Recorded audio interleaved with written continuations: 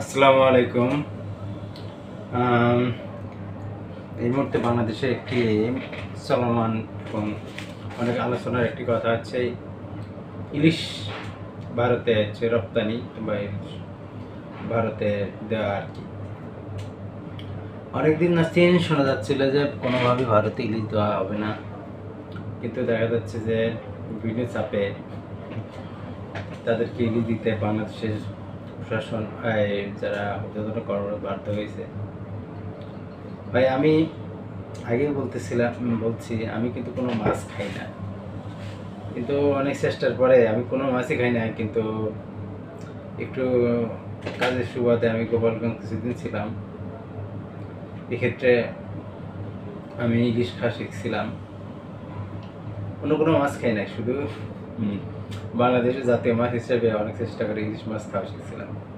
কিন্তু আমি গত 2 বছর এই মাঝখানে একবার হয়তো কিছু খাইছিলাম, অল্প একটু খাইছিলাম, কিন্তু এত দাম যে আমাদের ইনকামের মধ্যে হয় না। একটা ইলিশ 2000 টাকা।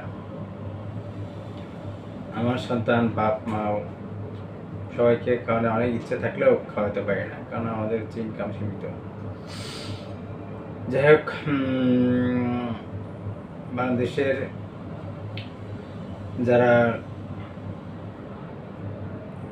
ঊর্ধ্বতন কর্মকর্তা আছে, প্রশাসনিক কর্মকর্তা আছে, তারা চেষ্টা করবেন যেন বাংলাদেশ সবাই ইলিশ খেতে পারে।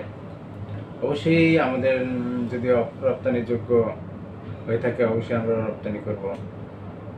আসলে ইলিশ রপ্তানি করলে হয়তো বা আগেও অনেক দাম, এখনো অনেক দাম। এই দামটা হয়তো কমতে পারবে না, বাঙালি সবাই ইলিশ খেতে পারবে না।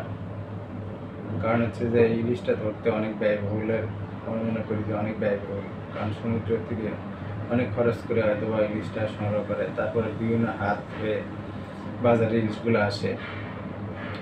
এবং অন্যতম কারণ হচ্ছে যে বাজার সিন্ডিকেট। দেখা যায় যে যে ইলিশগুলো জেলেগুলো ইলিশ ধরে বা সংগ্রহ করে নদী থেকে, তারা দেখা যাচ্ছে যে সংগ্রহের পর একটা আড়তে তারা বিক্রি করে। দেখা যায় আড়ত থেকে তারা আগেই অনেক টাকা নিয়ে রাখছে নৌকা কেনা বা বিভিন্ন খরচের কারণে। এই কারণে দেখা যাচ্ছে যে এই ইলিশগুলো এমনিতে দাম বেড়ে যায়।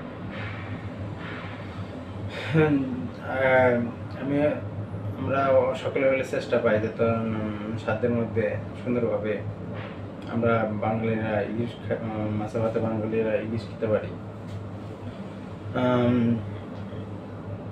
বাংলাদেশের জাতীয় মাছ ইলিশ, কিন্তু দেখা যাচ্ছে যে সব ক্ষেত্রে এগুলো হচ্ছে না, খাওয়া যাচ্ছে না, পাওয়া যাচ্ছে না।